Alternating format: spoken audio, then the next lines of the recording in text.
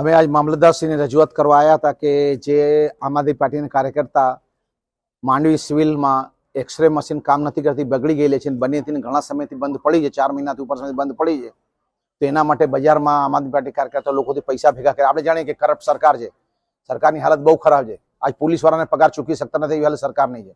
એવા સમયમાં અમે પૈસા ભેગા કરીને સરકારને આપ્યો કે સરકારી મશીન અમારો રેગ્યુલર કરી દીધો. જે ગરીબ માણસો, જરૂરતમંદ માણસો, મેડિકલની રિક્વાયરમેન્ટ માણસો હોસ્પિટલમાં આવે તેમને એવી વ્યવસ્થા સારી મળે. મામલતદારશ્રીને પૈસા અહીંયા આપીને ગયા હતા અમારે. પહેલા તો મામલતદાર કે મેં પૈસા નથી લીધા, પછી ખુલાસો થયો કે મને સીએમ ફંડમાં નખાયા. કોઈ પણ તાલુકામાં તાલુકાનો હેડ મામલતદારશ્રી હોય છે, એના મારા માટે સરકાર જે હોય છે. સામાન્ય લોકો માટે મામલતદાર જે હોય એ મુખ્યમંત્રી છે, પ્રધાનમંત્રી છે, રાષ્ટ્રપતિ છે, બધું એ જ હોય છે. કારણ કે વહીવટદાર એ હોય છે, અહીંયાના કલેક્ટરશ્રી એ હોય છે એ વિસ્તારના. એટલે એવા સમયમાં એમને જવાબદારી લીધી કે અમે મોકલી જે રજૂઆત જ્યાં મને હેડ ઓફિસ હેલ્થ ડિપાર્ટમેન્ટ એને મોકલી છે ને એનો વહેલી તકે પરિણામ આવશે અને એ એમને લેટરની કોપી અમે આપી છે, એમણે ફોરવર્ડ કર્યું છે. પણ આપણે જાણીએ છીએ સરકારમાં કાગળ ચાલે, માણસ ચાલતો નથી, કામ થતા નથી.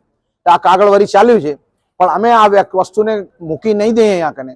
આ રજૂઆત હવે આપણે સીધા ગુજરાતના આરોગ્ય મંત્રીને, ગુજરાતના આરોગ્ય સેક્રેટરીને અને મુખ્યમંત્રીને આ રજૂઆત કરશું કે અમારા માંડવીના જે લોકો આજ હેરાનગતિ, માત્ર એક્સરે નાનો, બાકી સોનોગ્રાફી નથી, સિટી સ્કેન નહીં, સ્કેન નહીં, તો બધું ભૂલી જાઓ તમે. એ તો બહુ મોટી વાત છે આ વિસ્તારમાં. ખાલી એક એક્સરે મશીન ન હોવાના કારણે જો હાલાકી થઈ રહી છે એનું સોલ્યુશન લાવે.